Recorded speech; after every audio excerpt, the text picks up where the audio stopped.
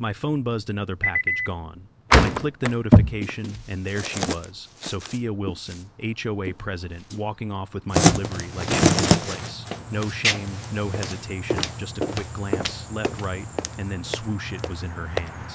Fourth time this month. My daughter's Christmas gift, my prescription, tools I needed for work.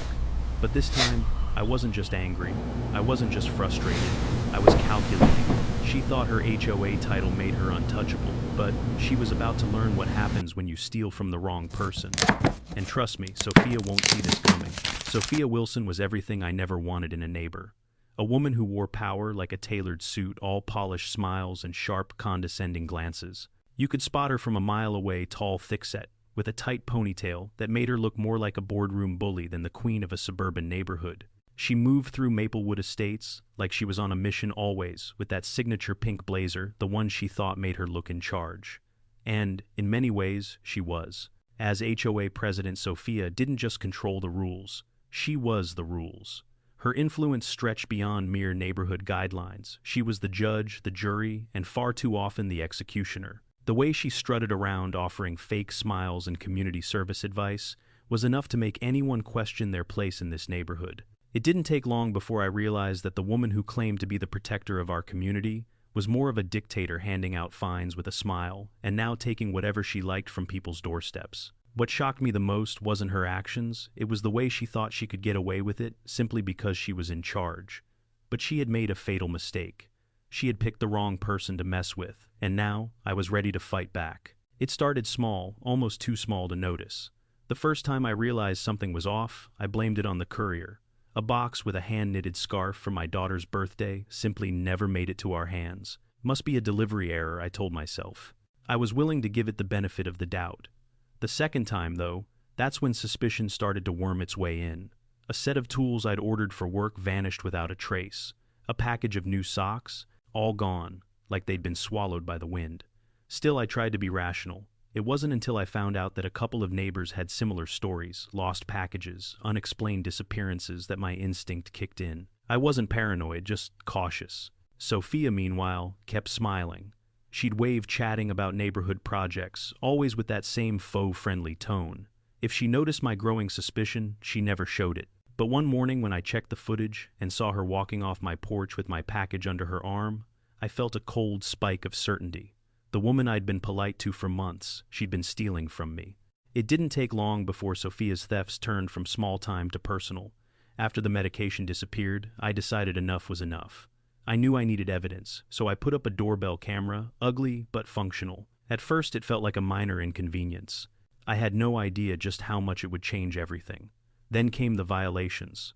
It started with a letter about my mailbox. Apparently the finish didn't comply with the HOA rules. The next one was about my grass, which had apparently grown too tall, although I'd just mowed it the day before. I wasn't sure what was worse, the fact that these so-called violations were laughable, or that they were signed by Sophia herself in that ridiculous looping cursive she used for her official HOA business.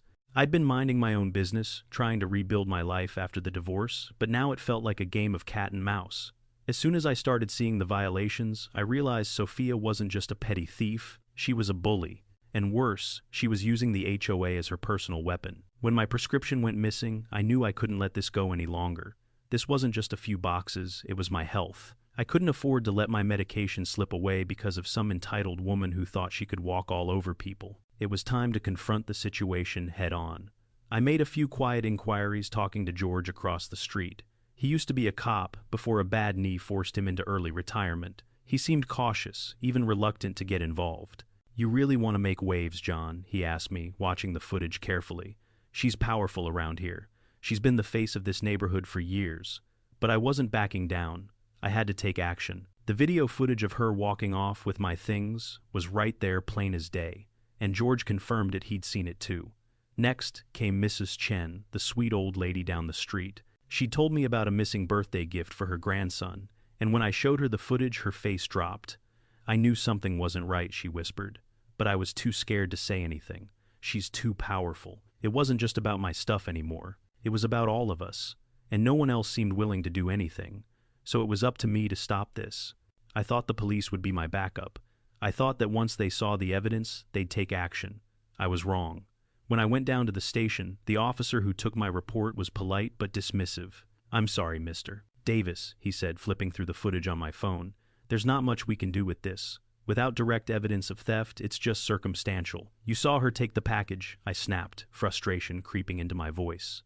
The officer shrugged. "She could claim she was simply collecting misplaced packages, looking out for the neighborhood even."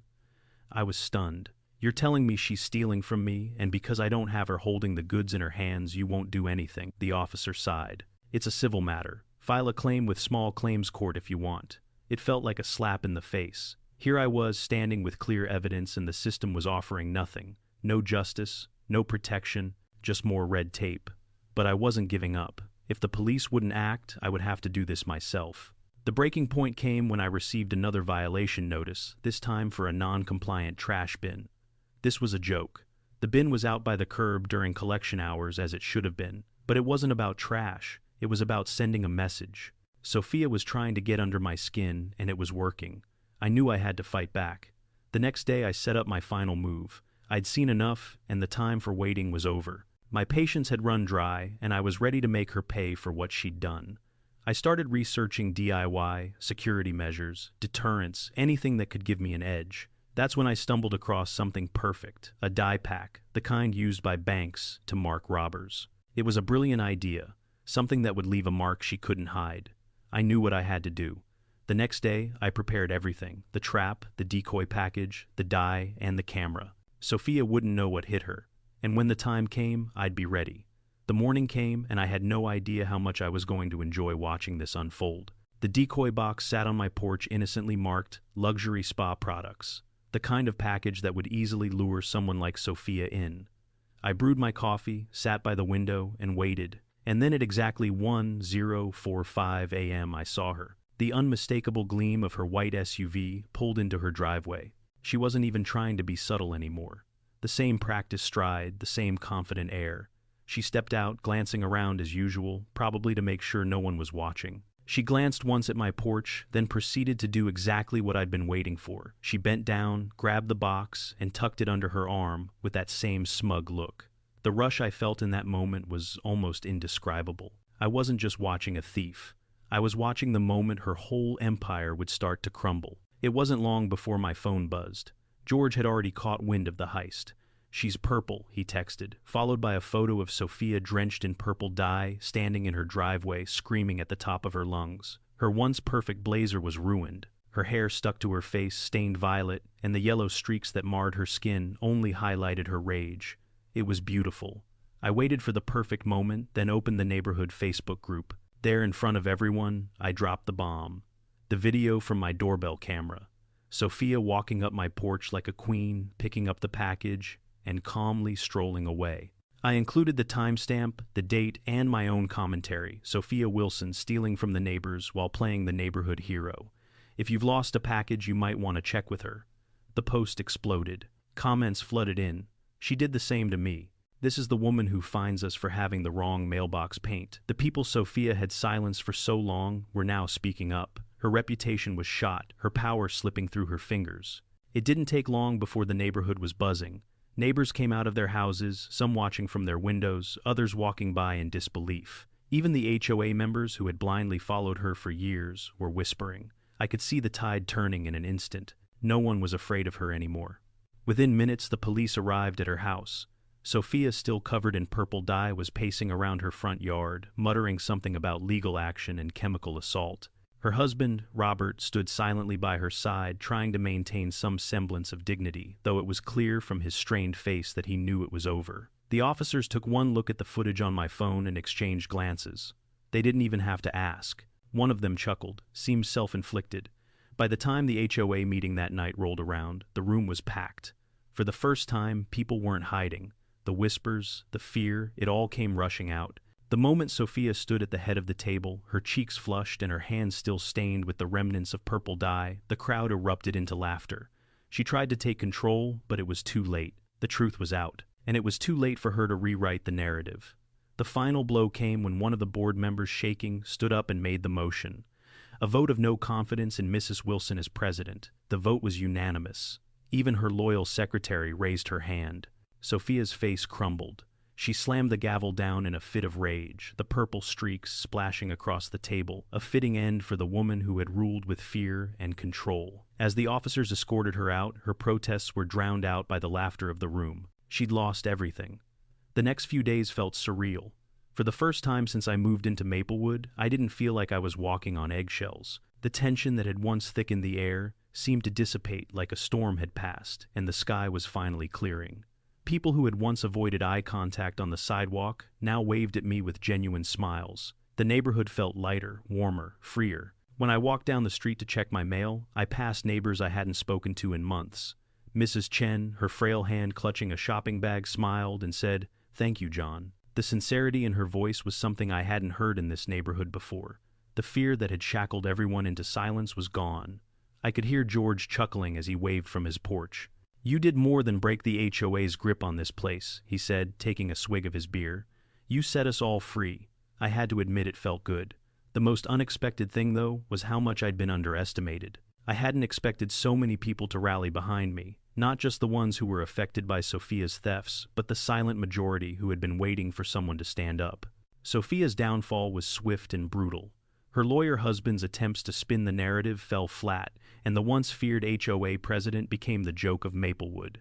But it didn't end there. The news quickly spread beyond the neighborhood, and local authorities were eager to make an example of her. The following week, a formal investigation was opened into her financial dealings. The discrepancies found in the HOA funds were far worse than anyone had suspected, over $50,000 unaccounted for. Several of her community projects had been funded with the HOA's money, yet there was no record of any actual work being done. By the time the authorities got involved, the cracks in her facade were already widening. The community that had once been paralyzed by fear of her power had turned the tables. In the end, she was charged with mail theft, embezzlement, and harassment. Her trial came soon after. I watched the news report the night her sentencing was handed down. The courtroom was almost eerily quiet, save for the faint hum of cameras in the back. She was sentenced to a year of probation, restitution to all victims, and 100 hours of community service. But the worst part, her reputation would never recover. Her former allies distanced themselves, and the public humiliation was something no amount of legal maneuvering could fix. A few weeks after her sentencing, I spotted a moving truck parked outside Sophia's mansion. I watched as movers carried her belongings down the driveway, and for a moment I almost felt sorry for her. Almost. Sophia stood on the porch, arms crossed her face, hidden behind large sunglasses, but there was no mistaking the look of defeat in her posture. The once proud woman who had ruled over us all was now reduced to nothing more than another moving-out story. Her pristine white SUV was still parked out front, but I noticed the faint stains of purple dye along the door handle, an unshakable reminder of her fall from grace. It was then that I realized justice had been served not by the courts or the police, but by the collective will of a community that had been too scared to speak up for far too long. The next HOA meeting was a far cry from what it used to be. The clubhouse, which once felt like the headquarters of fear, now felt like a place of opportunity, a place where we could make decisions that actually benefited everyone. Mrs. Chen, now the interim president, was everything Sophia wasn't: fair, approachable, and genuinely concerned for the well-being of the neighborhood. As we discussed new rules to prevent future violations and theft, I sat back in my chair, a quiet smile playing on my lips. I hadn't just fought for myself, I'd fought for all of us. I'd learned something important through this whole ordeal. Revenge isn't always about petty payback or getting even. Sometimes it's about standing your ground, using the system to your advantage, and giving people the courage to speak up. The neighborhood was healing slowly but surely. The lawns were greener, the air felt lighter, and for the first time in ages, I could leave my house without worrying about Sophia's eyes watching from behind closed blinds. One afternoon, while sipping coffee on my porch, I got a text from George. "You see the news?" I opened the link and saw a local story about the purple justice in Maplewood Estates. The headline made me chuckle. The image of Sophia, her face still stained with the remnants of purple dye, was hard to forget. But the real kicker came at the end of the article. Since the removal of former HOA president, community spirit in Maplewood Estates has seen a significant rise, with many residents praising the newfound sense of fairness, transparency. As I finished reading, I caught sight of a new family moving in across the street. The husband waved at me, his two kids chasing each other on the front lawn. Their laughter filled the air. It was a sound I hadn't heard around here in a long time. I smiled to myself. I hadn't just reclaimed my peace, I'd helped bring it back to the whole neighborhood.